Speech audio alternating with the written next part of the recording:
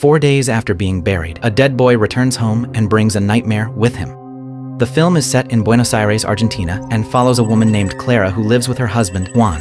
One night, while home alone waiting for Juan to return, Clara begins hearing mysterious voices coming from the kitchen sink drain. What terrifies her even more is that the voices seem to be discussing plans to kill her.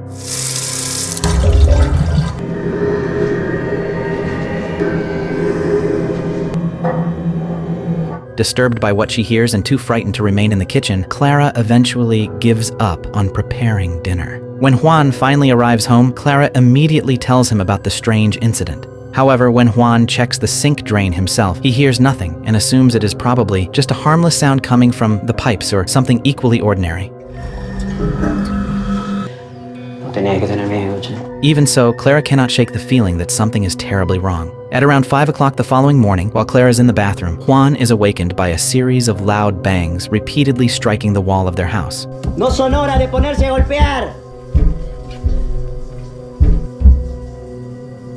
Believing the noise is coming from his neighbor Walter's home, since Walter is known for carrying out activities late into the night, Juan angrily pounds on the wall and even goes next door to confront him. However, despite ringing the doorbell several times, no one answers. Frustrated, Juan eventually returns home. ¿Podés parar de golpear la pared? Moments later, he realizes that the banging is not coming from Walter's house at all, but from inside his own bathroom. At the same time, he can hear the shower still running. When Juan rushes to check on Clara, he discovers something horrifying. Clara has died under mysterious circumstances, while her body appears to be levitating and repeatedly slamming against the bathroom wall by an invisible force.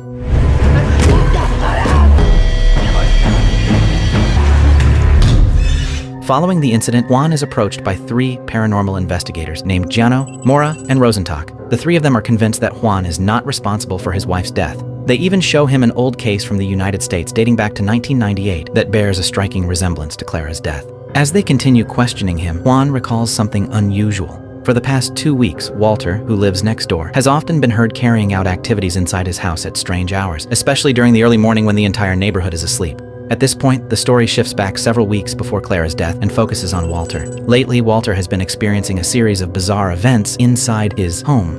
Unable to handle the situation on his own, he seeks help from several paranormal experts and is eventually advised to contact Mora. Walter immediately calls Mora's office and tries to explain the strange occurrences taking place in his house. Unfortunately, Mora's assistant informs him that she is currently busy and suggests that he call back another time. Later that night, while asleep, Walter suddenly wakes up when his bed begins moving on its own for no apparent reason. Despite living alone and having no one else in the house, he repeatedly checks around and underneath the bed because he feels as though something is watching him from below. Yet every time he looks, he finds nothing.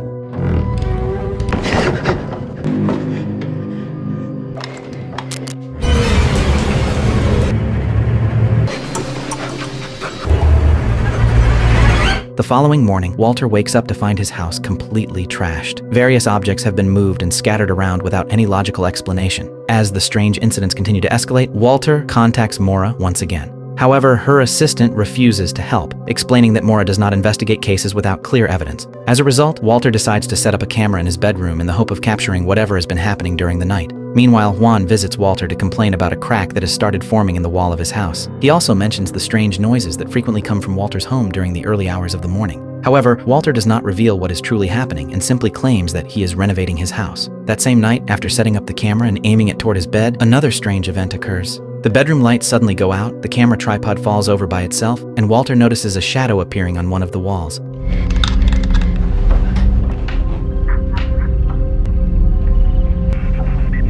He then checks the footage recorded by the fallen camera and is shocked to discover a mysterious creature standing beside his bed. The figure slowly walks toward a wardrobe before disappearing from view. Feeling threatened, Walter grabs a pistol for protection and nervously opens the wardrobe where the figure was last seen. Strangely, there is nothing inside. Believing the danger has passed, Walter begins reviewing the footage once again. However, completely unnoticed by him, the mysterious entity is now standing directly behind him.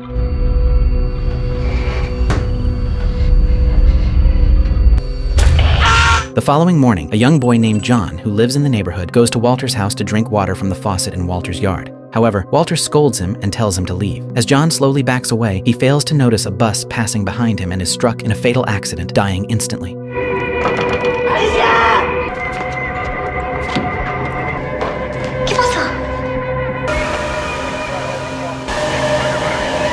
John's death leaves his mother, Alicia, completely devastated. Several days later, family members, relatives, and neighbors gather to attend his funeral.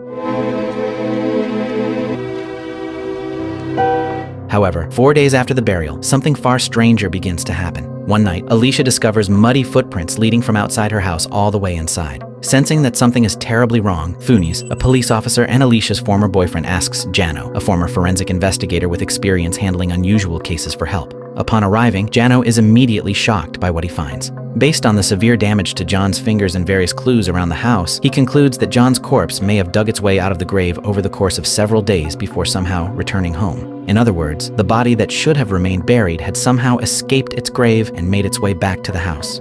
Tiene olor a podrido, Jano. ¿Qué es lo que está pasando, chiquito?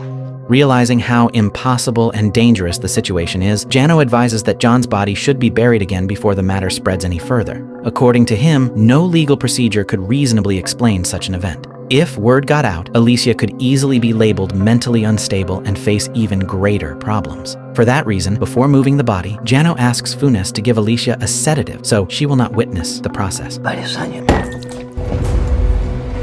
Lo mejor va a ser volver a enterrar. No hicimos nada. Creo que sí. Each investigator then begins setting up specialized equipment throughout the houses involved in the case. Not long afterward, Jano receives a phone call from an unknown person asking about Alicia's whereabouts. As soon as Jano provides the phone number of the place where Alicia is temporarily staying, the caller abruptly hangs up. He also hears a voicemail from Tom's mother asking about a strange video her son recorded, showing Maura and Jano moving John's corpse into the freezer. As the investigation continues, a series of strange events begin occurring almost simultaneously in all three houses under surveillance. At Juan's house, Maura's detection equipment suddenly starts moving on its own without any apparent cause.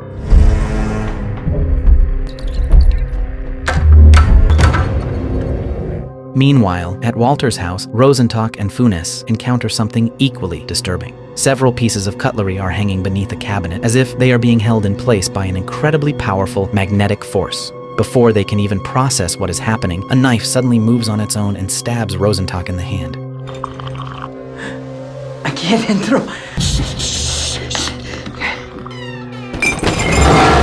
Moments later, various objects throughout the house begin moving and floating without being touched by anyone. Creo que es. Me alegra mucho escuchar. Similar phenomena are also taking place at Alicia's house, further convincing Rosenstock that all of these incidents are connected. In his opinion, Walter's house is most likely the center of all the supernatural activity affecting the neighborhood. As the events become increasingly difficult to explain through logic, Funes begins losing his nerve. He contacts Jano and tells him that he wants to end the investigation and leave early. However, while speaking on the phone, Jano notices something strange. He briefly sees a figure standing in the front room of the house, even though Funes is supposed to be in Walter's kitchen, which is located quite far away. The incident strengthens their suspicion that something is capable of manipulating space and perception. Y no lo veo. Sí, es raro. No, no tenés razón, no es en la cocina. Hay un tipo en la ventana, no sos vos. Meanwhile, Maura begins noticing a pattern among the strange occurrences. She realizes that every time water is involved in her tests, her detection equipment reacts. This leads her to suspect that the entity haunting the area has a strong connection to water. To confirm her theory, she continues examining the large crack in the wall of Juan's house, which has seemed unusual from the very beginning and unlike ordinary structural damage. At the same time, Rosenstock shares an important discovery with Funes. During his investigation of Walter's house, he learns that the mysterious entity haunting Walter can only be seen from certain angles. When viewed normally, the creature is almost completely invisible. However, when observed from a different angle, its figure becomes visible, as though it exists in a reality that overlaps with the human world. This discovery leads Rosenstock to suspect that the entity may originate from another dimension rather than the world they inhabit. Vista.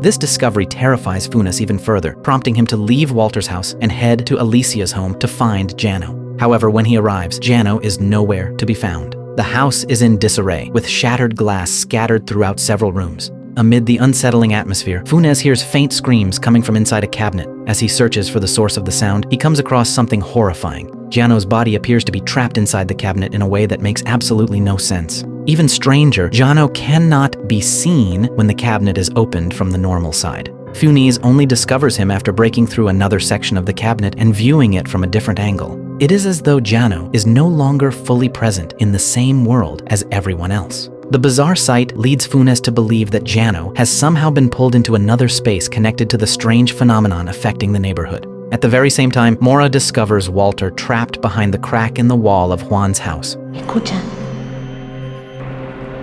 Soy Mora Albrecht Carvajal. ¿Me puede escuchar?